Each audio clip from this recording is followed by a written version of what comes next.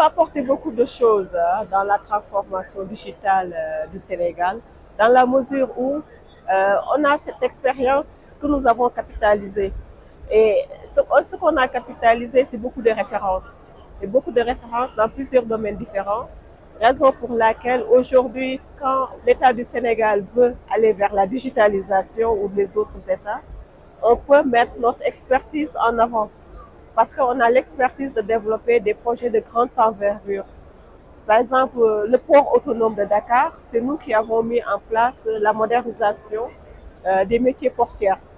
Et on l'a fait pour Apix. On a travaillé avec Apix parce qu'on a mis en place une plateforme qui permet aujourd'hui d'attirer les investisseurs au Sénégal.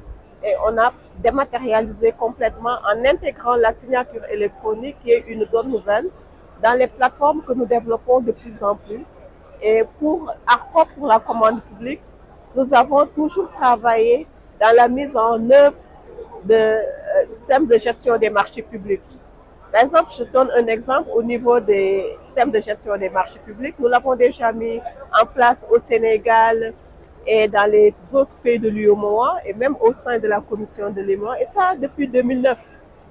Et aujourd'hui, si on parle de dématérialisation, ce qu'on fait, c'est de refondre cette plateforme-là, de le rendre encore beaucoup plus accessible en matière de données, parce qu'il y a l'intelligence artificielle qui est là. Donc, il faut prendre en compte l'aspect données, raison pour laquelle on ne parle plus de dématérialisation, mais de digitalisation.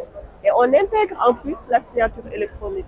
Donc, on a tout à apporter du début à la fin de la chaîne de la digitalisation à nos États.